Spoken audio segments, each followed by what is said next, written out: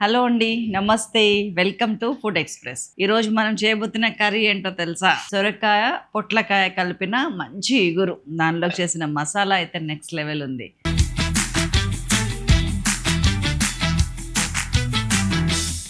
ఒక థిక్ మందపాటి గిన్నె తీసుకున్నానండి, కడాయి తీసుకున్నాను. దాంట్లో ముందు ఒక హాఫ్ టీ స్పూన్ ఆయిల్ వేసాను. మసాలా తయారు చేసుకుందాము. ధనియాలు ఒక 1 టీ స్పూను, నువ్వులు ఒక 1 టీ స్పూను, పచ్చిమిరపకాయలు ఒక 3-4, జీలకర్ర ఒక హాఫ్ టీ స్పూన్ నుంచి 1 టీ స్పూన్ వరకు వేసి మంచిగా ఫ్రై చేశాను. దీనిలో ఏంటంటే దీన్ని మొత్తం మిక్సీ గిన్నెలోకి తీసుకొని ఒక 4 వెల్లుల్లి రెబ్బలేసి దీన్ని గ్రైండ్ చేసుకొద్దాం. పౌడర్ చేయొచ్చు, వాటర్ వేసుకొని లిక్విడ్ లా కూడా చేసుకోవచ్చు. మొత్తానికి మెత్తగా గ్రైండ్ చేద్దాం. సో ఇప్పుడు అదే కడాయిలో ఒక 3-4 టీ స్పూన్స్ ఆయిల్ తీసుకున్నాను. మీడియం సైజ్ ఆనియన్స్ అండి, ఇవి 2 కర్రీ కట్ అనమాట. దీన్ని వేసేసి ఫ్రై చేసేస్తున్నాను.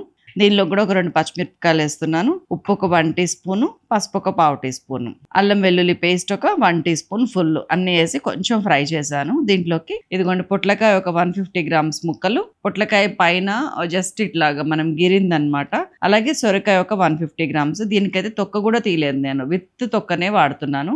లేత సొరకాయ ఇది, అందుకే ఇలా వాడుతున్నాను. చాలా మంచిదండి, గుడ్ ఫైబర్ కోసం ఈ 2 కలిపి తింటే చాలా మంచిది.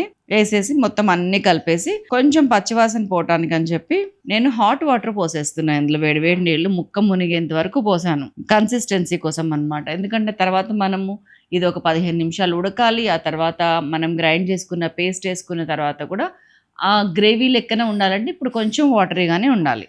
పోసేసి అన్నీ కలిపేసి నేను చక్కగా బరువైన మూత పెట్టేశాను, ఎక్కడ కొంచెం కూడా హోల్ లేకుండా, సో దట్ ఆవిరికి బాగా మగ్గుద్దని చెప్పి.